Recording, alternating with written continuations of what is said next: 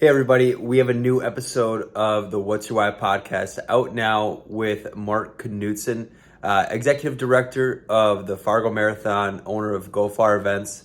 Um, in honor of the marathon tomorrow and basically all race weekend, I wanted to sit down with him, hear his story, hear about how the race got started in Fargo, and just learn about Mark himself. So we sat down, quick podcast. Give it a listen here today, or whenever you get a chance. Hopefully, you do it while you're running or exercising. It's one of my favorite ones yet. Short and sweet. Check it out. Mark Knutson of the Fargo Marathon. Thanks, guys. What high school looked like. Okay. You. Yeah, so I didn't, we didn't have like a cross-country team in high school. I was a basketball player, and I would run a little bit to get in shape for basketball, a couple mile or two, every other day, but thought that was a big deal. And then, but no, I wasn't really into running. I didn't really think much about it.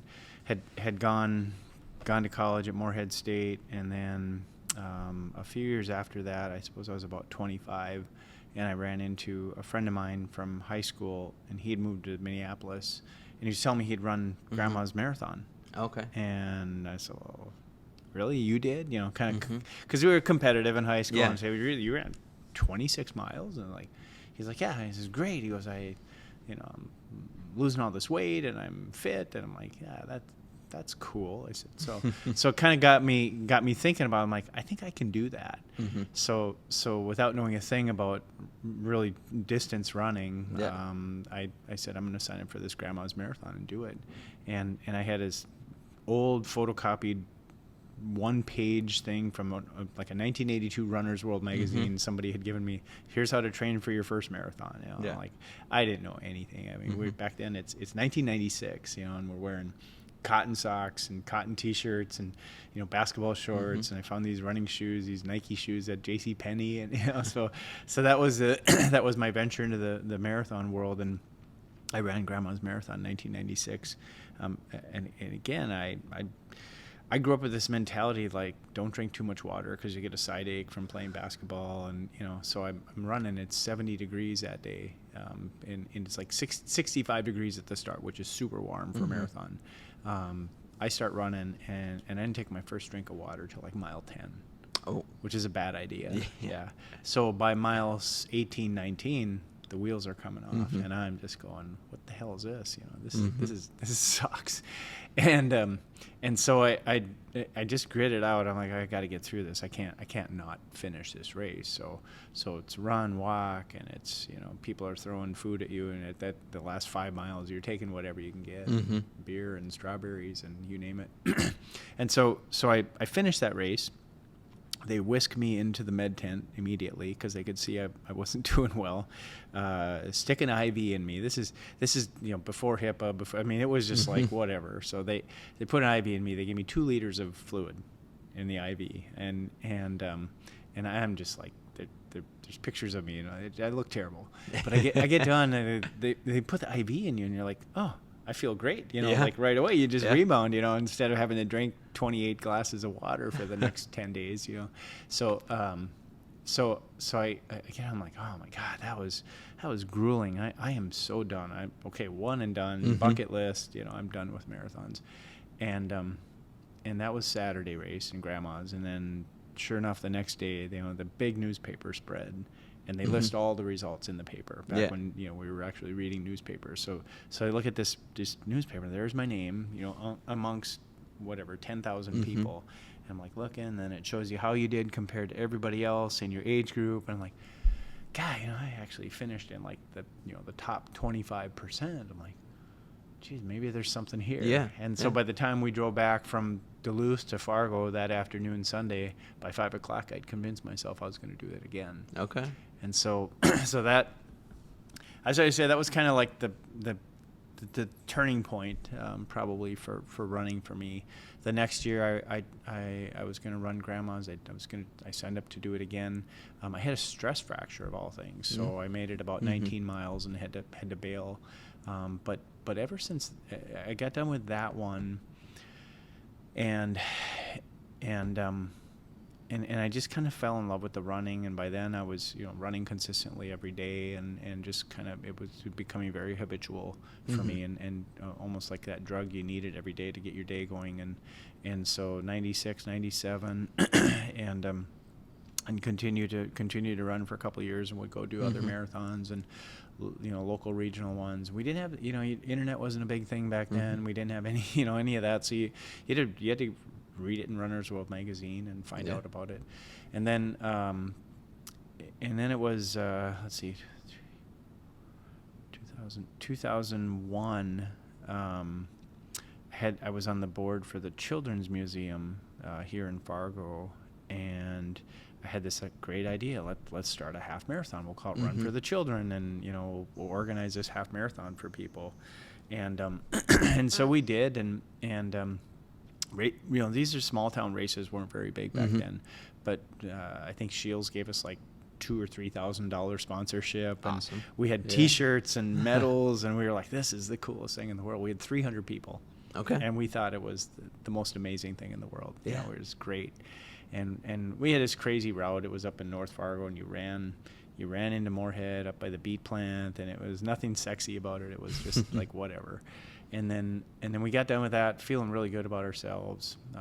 The next year, we did the same thing. We raised our numbers a little bit, and tried to do the same kind of course. And we didn't have as much luck that year because it was raining, and we had a police officer who was leading the runners in his motorcycle. Not Dave Bowe, but this is pre-Dave. And the police officer went off course. Oh. So the people that were signed up to do 13.1 mile half marathon ended up doing like 14.5 mile race, and it's raining, and they come back and they're mad at me, and I'm like, oh my gosh, this is the worst feeling in the world. You go from total jubilation down to just terrible, like you just want to die, and of course it's raining. Clean up. I get home about 2-3 o'clock that afternoon. Sun comes out. It's beautiful. Like, oh dang it. So that was '02, and that was in May, and then Grandma's is in June. So about 5 weeks later, I went and ran Grandma's again. Got done, got the newspaper, took the Grandma's newspaper, the Duluth Tribune newspaper, into Mayor Bruce Furness's office in Fargo at the time, and I said, I'd like to do this in Fargo. And Bruce was amazing. Like he looked at it and he goes, you want to put 20,000 people in the community of Fargo and run a race? He said, I'm all in. And so he just, from there it was like, here we go. And so we did the half marathon one more year in 2002. We did the half marathon, but he let us move it to downtown. Because I said, we have to have this. We have to have a cool course. We got to shut streets down, and we have to go through downtown and go by the theater, and it just has to be cool. And he got that, and so we did the half marathon one more year downtown. Went really well. I think our numbers had jumped up to like 600 people, which was, from 300 to 600 in a couple of years. We were happy with that. And we were done, and we were at OB having lunch afterwards, or dinner. It was 3-4 in the afternoon, and and I looked at everybody at the table, the committee that we had, it was 5 or 6 of us, and I said, I think we should do a marathon next year. Yeah. And they just kind of looked at me like, yeah, you're crazy. And sure enough, we did, and we went ahead with it, not really knowing a lot, but by this time I had probably run 6 or 7 of them myself. And so the thought process was, well, let's take best practices. Okay, what do we like about Grandma's? Let's incorporate that. What do we like about Med City down in Rochester, Minnesota, or what did we like about these different marathons that what do runners want? What makes it a great experience for a runner? And so that was really the angle we came at it from, and my committee at the time was comprised of a lot of runners, but also people who were non-runners. And so in '05 we had our first full Fargo Marathon, and we still didn't know what we didn't know, but we opened this thing up, and Shields at this time was a full-on partner, and we were rare and ready to go with this, and we marketed it pretty well, I thought. We ended up with 2,400 people Wow. in the first year, and that included, like the 5K, the half marathon, and a full marathon. And I remember as our numbers were kind of climbing, we were thinking, gosh, if we get 1,000 people in this race, it'll be great. And I remember having a meeting with the city of Fargo and the engineering department, and we had about 15, 16, 1,700 people. And I remember saying, the good news is we've got 1,700 people. The bad news is we've got 1,700 people. I said, I don't know what, how. Yeah. So we all kind of grew up on it. I'd love to say it was all planned out in advance, but it certainly wasn't. But it was really cool. We had, so 2005 comes, and we're doing the race, and our numbers are pushing 2,400, and we're just ecstatic. And we got super cool medals now, and our shirts are really cool. And we're gonna start downtown at the Civic Center. And I alluded to in the press conference, we get up. I get up that morning at like 3 a.m. to get ready to go, or 4 a.m, whatever it was. And I'm not kidding. There's an inch of snow on the ground. It's May, it's May 14th, 2005, and there's an inch of snow on the ground. Wind is howling, and I look out the window. I'm like, I can't do this. This is not going to work. But so we just plug away. Here we go. It's Midwest weather. So we get down there. We had this great idea, start the race on the Veterans Memorial Bridge. The bridge was still fairly new at the time. It'd just be a great backdrop, and it was. I mean, conceptually it was great. It just when the weather's bad, it's not a good place to be because it was windy. And I mean, we had bike rack blowing across the bridge. It was pretty insane. And John Hoven was a governor at the time, and he's there. I'm like, oh my gosh, the governor's here, and Steve Shields there, and I'm like taking pictures of him, like I'm just this peon of a guy, and like get the freaking governor there, and so it was pretty cool. And we pull it off, and it was brutal. It's cold, it's crappy, but again, I'm new to the running world, and in all honesty, outside of the wind, it was pretty good temperatures. It was really pretty decent. I think by the end of the day, it probably had climbed up to 45 degrees, which again, cold for spectators and volunteers, but almost perfect for running. Awesome for the racers. Yeah.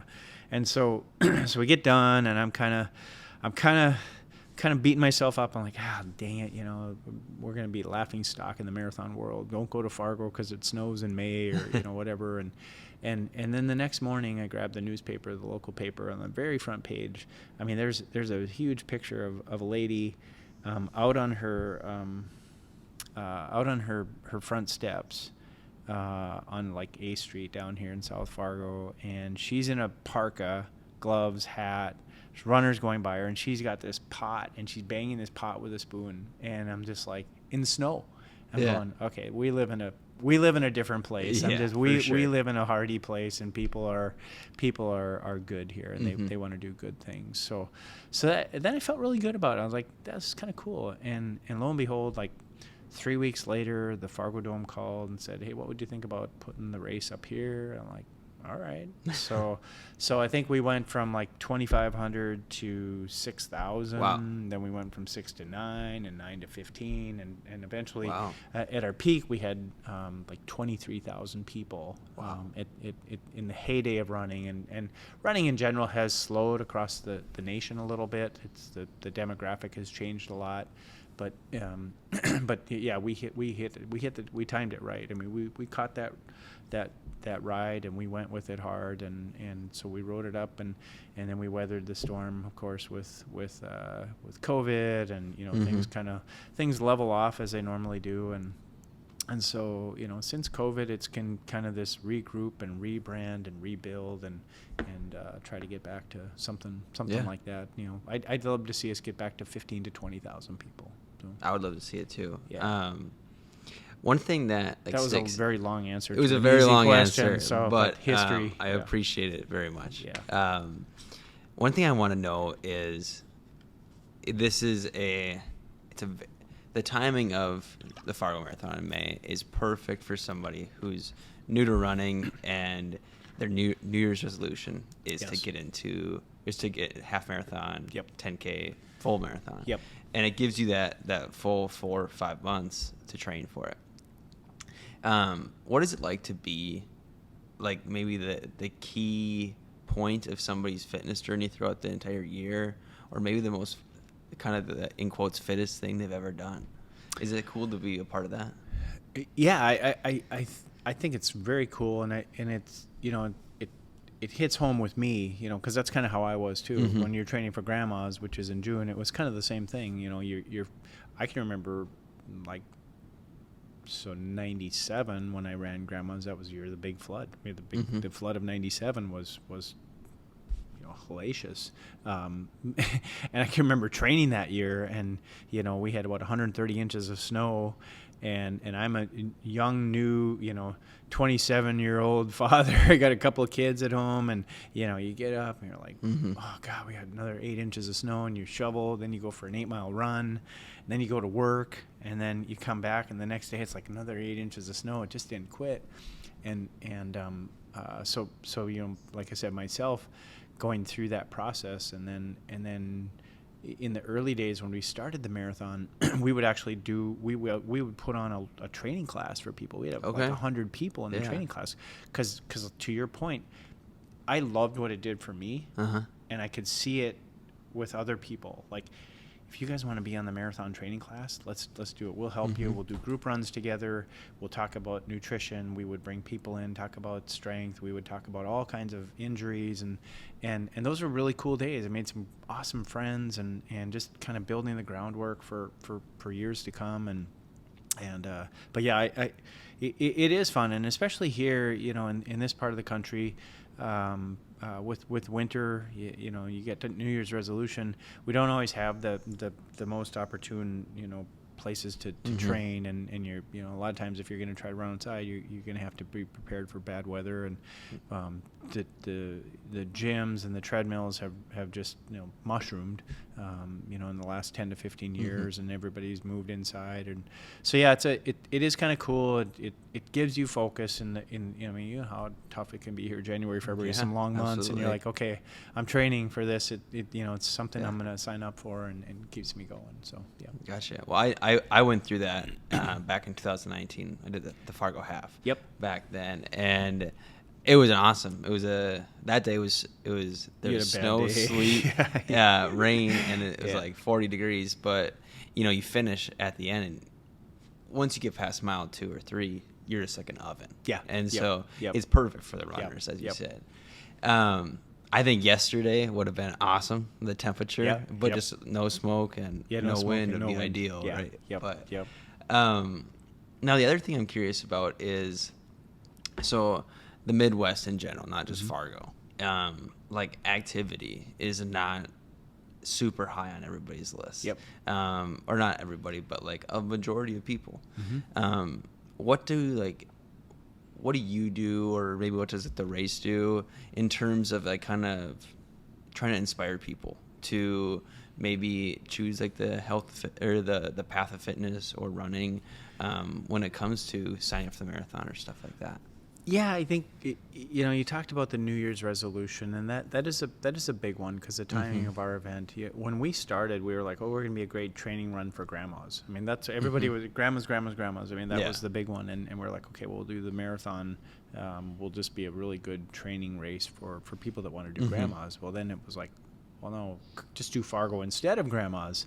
And so we kind of went from hey, we're a warm-up race, to hey, this is a great alternative to grandmas. It's cheaper, there are more hotel rooms, it's flat, and you know, so trying to encourage, you know, local, regional people to participate in it, for all those reasons you talked about. It just what it does for people in the doldrums of winter, when it's, you know, dark at 5 o'clock at night. It's just it makes you focused, and it gets you through a couple of, you know, 60 to 90 days of winter, and but you know, beyond that, it's just what does it do for you physically? You know, you having trained and you've done races before, and, you know, I always try to get people, like, if you can do that first 5K, you know, the the feeling of coming across the finish line. You know, some of these people, you know, some people that turn out to be really good runners weren't even athletes in high school. I've got, you know, some people that are like, hey, I didn't make the team. I didn't train. Running is a very good solitude sport. You know, because it's just you and the road, and you maybe got music or whatever you got, or you're listening to a podcast. You know, a lot of people listen to podcasts while they're running. And like, it's just you in the road, and you didn't need to be a standout, you know, starter on the basketball or football team or you know, track team.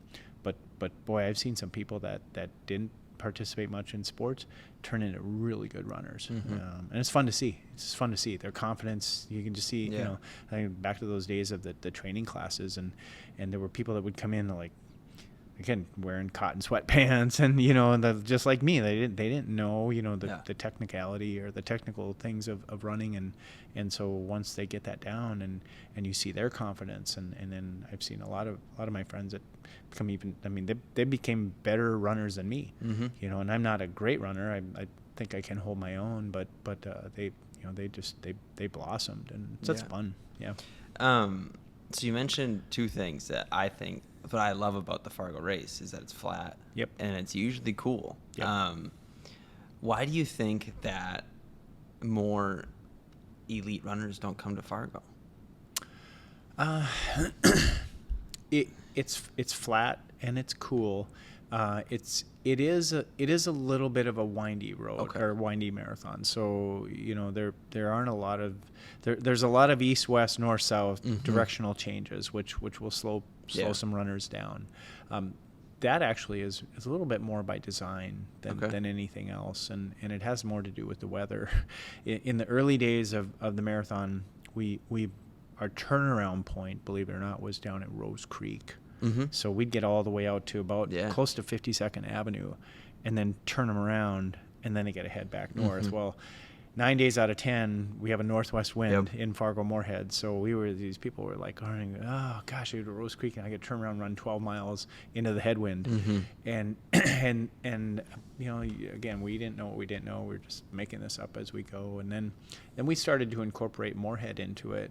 And we had always tried to incorporate Concordia, but we didn't want to go past Highway 75 because it was just impossible to shut down Highway 75 and get Minnesota DOT involved. And but over time, as the event grew, and you know, I looked at it more from a runner standpoint, we made sure we had a little bit of north south, a little bit of east west, so that there wasn't, if it's a north wind day, you're not going to run 12 miles into the headwind to get back to the dome. If it's a south wind day, again, you're not going to have to go 12 miles south. So that was part of it. But I think in terms of your question about elite athletes, there are a lot of fast races. Flat Chicago is a good one where there's a lot of straightaways, and you know, runners can qualify.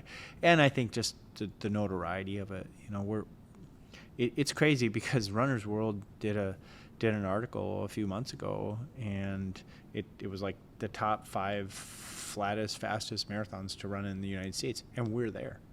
I mean, right behind Houston. You know, we were actually, this us is number 1. I mean, Houston was like number 2, and and like, well, people don't. I don't know if they don't see that or what, but you know, but all in all, I mean, tomorrow we'll have people from probably 45 states here because it's a North Dakota race, and then they go and they run it and they come back and they're like, oh my gosh, Fargo is really cool. It's a cool town, and the people are friendly, like Fitz said, and it is flat, and so so I guess, you know, we don't have a huge purse prize. You know, you go to Chicago, you win that marathon, you're going to take home $100,000. You know, so we don't really offer that. But no, I think it would be such a cool course for somebody to just come out and crush. And one thing you talked about, you don't have to be that varsity athlete in high school to be a great runner.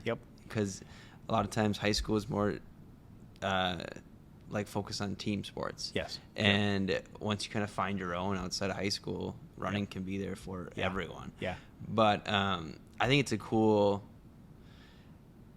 like if I know the Dick Beardsley story right, Yep. he was not Same an elite thing. high school Nope. runner. Yep.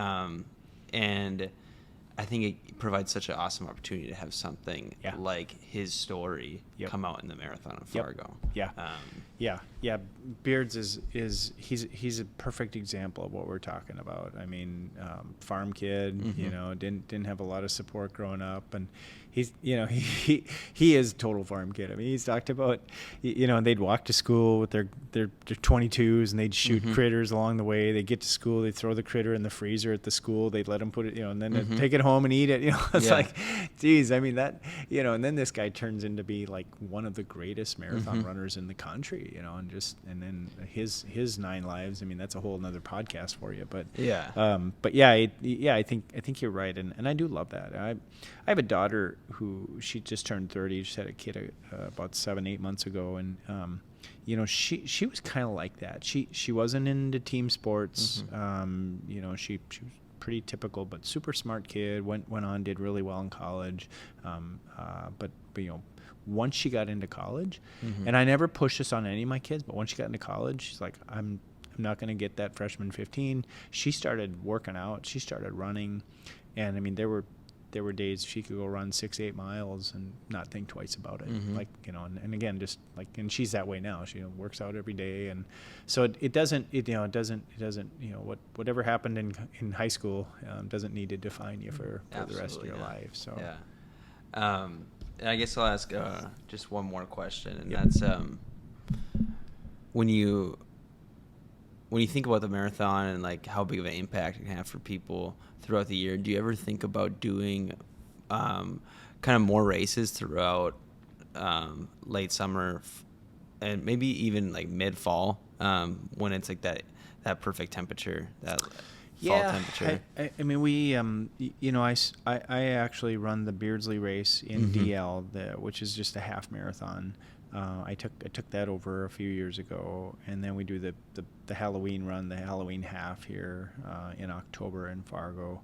And my company, Go Far Events, I mean, I was kind of going all over the country doing all kinds of races. I started the Illinois Marathon in Champaign-Urbana really? years ago. That was a fun story, another podcast. But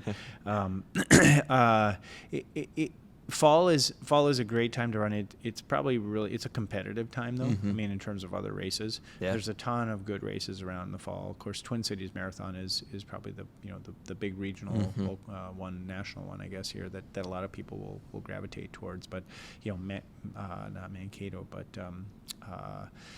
Bemidji has one in the fall, and there are quite a few in the fall. But Beardsley's right up there in Detroit Lakes, which is where I live now, and that's just a home run of an event, I think. The Halloween races, it's pretty fun. It's a great course here. We go through Fargo Moorhead, but we're mainly bike path. But Okay. yeah, so I mean, if the opportunity is there to do more, then I definitely will. And then I'm also the GM at the Detroit Mountains, so I roll right out of October and into November, and we're okay. skiing already. Yeah. So you balance as much as you can. So, Yeah. Yep. Awesome. Well, I know your phone's been going off. Yeah. You have a big day and a half ahead of you Yeah. here, so I'll let you go. Okay. I really do appreciate you Yeah, coming thanks on. a lot. This is great. But yeah, there we go. All right. Thank you. Yep. Alrighty, guys, thank you for listening. It was an awesome, quick little episode with Mark, and I really appreciate him coming on just to share his story, share just information about the history of the race and some of the most brutal races they have done, like the first one with an inch of snow. But come back for more next week, guys. Super stoked to keep putting these podcasts out. Sorry for the break between the last ones, but if you like the podcast, share it, put it wherever you want to on social media. I appreciate you guys. Give it a review on Spotify or Apple. Thank you.